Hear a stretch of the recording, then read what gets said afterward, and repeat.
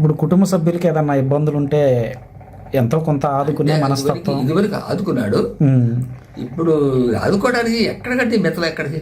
అవునులేండి సార్. ఇప్పుడు చేశాడు మా పూర్ణ 6వ వాడికి చాలా చేశాడు, కొంతమందికి చేశాడు, అందరికి చేశాడులే. కానీ అంటే తృప్తికర, ఇప్పుడు అరగంట అయినా సరే చేద్దామంటున్నావు చూసావా, మరి తృప్తికరంగా ఉండాలి కదా. అవునవును. అది ఇప్పుడు ఏమంటే తృప్తికరంగా అంటే అందరికి తృప్తికరంగా కుదరదు కదా.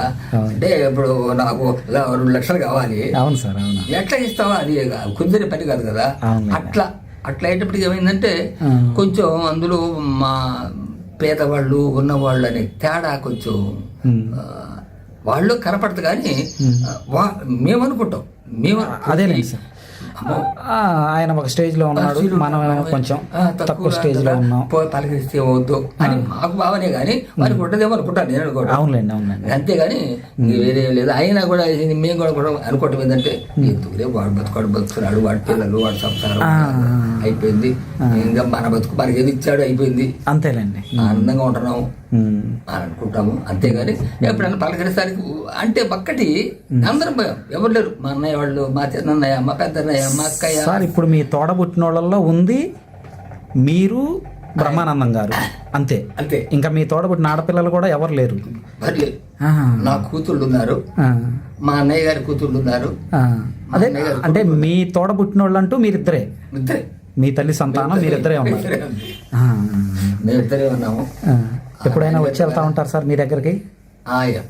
అంటే తక్కువ, ఎప్పుడు వస్తాడు. కానీ నేను కూడా, ఎందుకంటే ఒకటే విషయం నేను చెప్తూనే, ఎందుకంటే ఒకసారి 2 సార్లు గొప్పవాడు పలకరిస్తే చిన్నవాడికి కాస్త చదువుగా ఉంటుంది, మాట్లాడడానికి బాగుంటుంది, ధైర్యం ఉంటుంది. ఆ ధైర్యం లేదు బాబు. అదేలేండి సార్, అదేలేండి. మనకు మనంగా వెళ్తే ఎలా ఉంటది, ఎలాగుంటదో అనే ఒక భయం అంతే తప్ప వేరేం లేదు. వాడు అంటాడని కూడా కాదు, కానీ మేము మనకే ఆ ఫీలింగ్ అనమాట, అంతే తప్ప. అంటే పలకరిస్తారు కదా, నువ్వు వచ్చి అన్నావు అనుకోండి, మీరు వచ్చారనుకోండి, మరి ఎంత ప్రేమగా ఉంటేనే కదా మరి. అవును, ఏదైనా లేదు. ఇప్పుడు నేను మాత్రం ఒక్కడనే ఉన్నాను. ఇప్పుడు కాకపోతే బాధ ఏంటంటే, బాధ ఏమి లేదు. ఏమన్నా ఎట్లా ఉన్నావురా అనా, ఆ ఒక్క మాట, అది ఆ ఒక్క మాటే సార్. ఏమనుకోండి, ఇది చూపించమాకండి నాకు, ఎందుకంటే ఎట్లా ఉన్నావునాయా, ఏంది, ఏం చేస్తున్నావు, అవును అంటే ఎంతో, అసలు నువ్వు డబ్బు అక్కర్లేదు, నాకు డబ్బులు అక్కర్లేదండి. వచ్చాడంట, నాకు తెలియదు, నిన్ననో ఇవాడు. ఇప్పుడు నాకు బాధేసింది, నేనేం నడవలేను, పెట్టలేను. అవునండి సార్, అవును, నడవగలుగుతాను అనుకోండి చిన్నగా. ఎక్కడుంటాడు ఏమిటో, ఎట్లా పోవాలో ఏమిటి, అంతమంది జనాల్లో ఎత్తుక్కొని వెళ్ళాలి కదా. వాడు రాకపోయినా రావడానికి వీలు పడదు, నా ఇళ్ళని బాధపడతారు, సమస్య. అవును అవును, ఆయన ఇక్కడ దిగాడంటే అసలు ఈ రోడ్డు పట్టదు.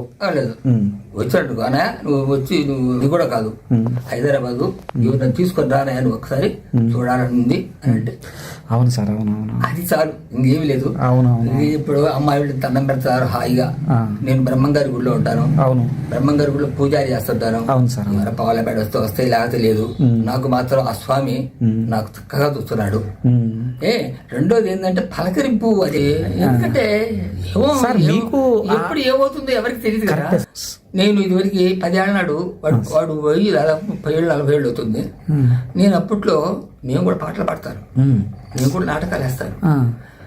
నేను ఆశపడ్డా, అది కూడా చేయబడ్డది బాధ.